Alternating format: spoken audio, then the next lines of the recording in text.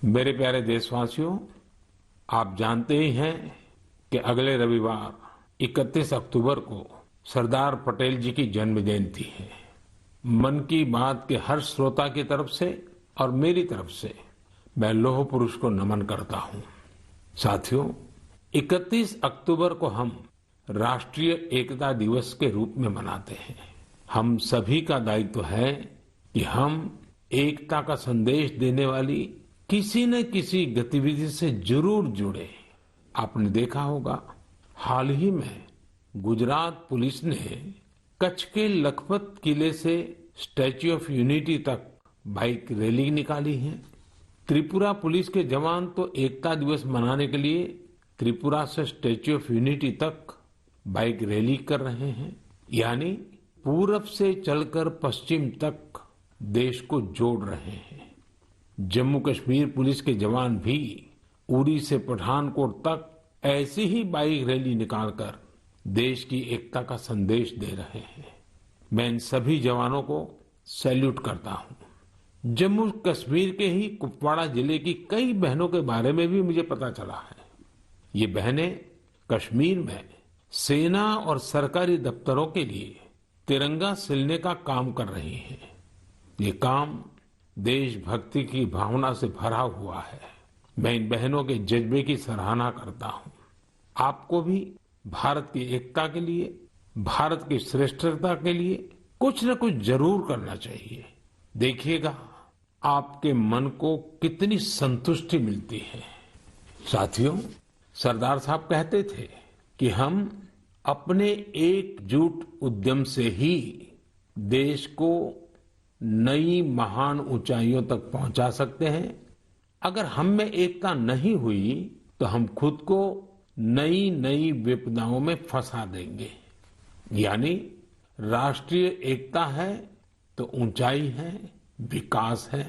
हम सरदार पटेल जी के जीवन से, उनके विचारों से बहुत कुछ सीख सकते हैं। देश के सूचना और प्रसारण मंत्रालय ने भी हाल ही में सरदार साहब पर एक पिक्टोरियल बायोग्राफी भी पब्लिश की है। मैं चाहूंगा कि हमारे सभी युवा साथी इसे जरूर पढ़ें। इससे आपको दिलचस्प अंदाज में सरदार साहब के बारे में जानने का अवसर मिलेगा। प्यारे देशवासियों, जीवन निरंतर प्रगति चाहता है, विकास चाहता है, ऊंचाइयों को पार करना चाहता है। विज्ञान भले ही आगे बढ़ जाए, प्रगति की गति कितनी ही तेज हो जाए, भवन कितने ही भव्य बन जाए, लेकिन फिर भी जीवन अधूरापन अनुभव करता है। लेकिन जब इनमें गीत, संगीत, कला, नाट्य, नृत्य, साहित्य जुड़ जाता है तो इनकी आभा, इनकी जीवंतता अनेक गुना बढ़ जाती है। एक प्रकार से जीवन को सार्थक बनना है तो ये सब होना भी उतना ही जरूरी होता है। इसलिए कहा जाता है कि सभी विधाएं हमारे जीवन में एक कैटालिस्ट का काम करती है, हमारी ऊर्जा बढ़ाने का काम करती है। मानव मन के अंतर मन को विकसित करने में, हमारे अंतर मन की यात्रा का मार्ग बनाने में भी गीत, संगीत और विभिन्न कलाओं की बड़ी भूमिका होती है। और उनकी एक बड़ी ताकत ये होती है कि इन्हें न समय बांध सकता है, न सीमा बांध सकती है और न ही मत मतांतर बांध सकता है। अमृत महोत्सव में भी अपनी कला, संस्कृति, गीत, संगीत के रंग अवश्य भरने चाहिए। मुझे भी आपकी तरफ से अमृत महोत्सव और गीत संगीत कला की इस ताकत से जुड़े ढेरों सुझाव आ रहे हैं। ये सुझाव मेरे लिए बहुत मूल्यवान है। मैंने इन्हें संस्कृति मंत्रालय को अध्ययन के लिए भेजा था। मुझे खुशी है कि मंत्रालय ने इतने कम समय में इन सुझावों को बड़ा गंभीरता से लिया और उस पर काम भी किया। इन्हीं में से एक सुझाव है देशभक्ति के गीतों से जुड़ी प्रतियोगिता।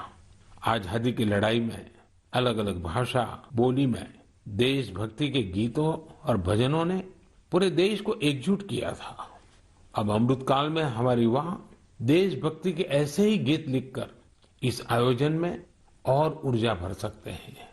देशभक्ति के गीत मातृभाषा में हो सकते हैं, राष्ट्रभाषा में हो सकते हैं और अंग्रेजी में भी लिखे जा सकते हैं। लेकिन ये जरूरी है कि ये रचनाएं नए भारत की नई सोच वाली हो, देश की वर्तमान सफलता से प्रेरणा लेकर भविष्य के लिए देश को संकल्पित करने वाली हो। संस्कृति मंत्रालय की तैयारी तहसील स्तर से राष्ट्रीय स्तर तक इससे जुड़ी प्रतियोगिता कराने की है। साथियों, ऐसे ही मन की बात के एक श्रोता ने सुझाव दिया है कि अमृत महोत्सव को रंगोली कला से भी जोड़ा जाना चाहिए। हमारे यहाँ रंगोली के जरिए त्योहारों में रंग भरने की परंपरा तो सदियों से है। रंगोली में देश की विविधता के दर्शन होते हैं। अलग अलग राज्यों में अलग अलग नामों से अलग अलग थीम पर रंगोली बनाई जाती है। इसलिए संस्कृति मंत्रालय इससे भी जुड़ा एक नेशनल कंपटीशन करने जा रहा है। आप कल्पना करिए, जब आजादी के आंदोलन से जुड़ी रंगोली बनेगी, लोग अपने द्वार पर, दीवार पर किसी आजादी के मतवाले का चित्र बनाएंगे, आजादी की इस घटना को रंगों से दिखाएंगे, तो अमृत महोत्सव का भी रंग और बढ़ जाएगा। साथियों, एक और विधा हमारे यहाँ लोरी की भी है। हमारे यहाँ लोरी के जरिए छोटे बच्चों को संस्कार दिए जाते हैं, संस्कृति से उनका परिचय करवाया जाता है। लोरी की भी अपनी विविधता है, तो क्यों न हम अमृतकाल में इस कला को भी पुनर्जीवित करें और देशभक्ति से जुड़ी ऐसी लोरियां लिखे, कविताएं, गीत, कुछ न कुछ जरूर लिखे जो बड़ी आसानी से हर घर में माताएं अपने छोटे छोटे बच्चों को सुना सके। इन लोरियों में आधुनिक भारत का संदर्भ हो, 21वीं सदी के भारत के सपनों का दर्शन हो, उसका संदर्भ हो।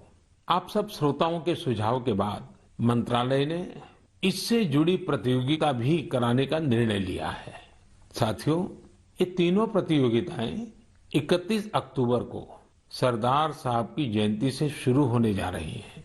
आने वाले दिनों में संस्कृति मंत्रालय इससे जुड़ी सारी जानकारी देगा। ये जानकारी मंत्रालय की वेबसाइट पर भी रहेगी और सोशल मीडिया पर भी दी जाएगी। मैं चाहूंगा कि आप सभी इससे जुड़े। हमारे युवा साथी जरूर इसमें अपनी कला का, अपनी प्रतिभा का प्रदर्शन करें। इससे आपके इलाके की कला और संस्कृति भी देश के कोने कोने तक पहुंचेगी। आपकी कहानियां पूरा देश सुनेगा।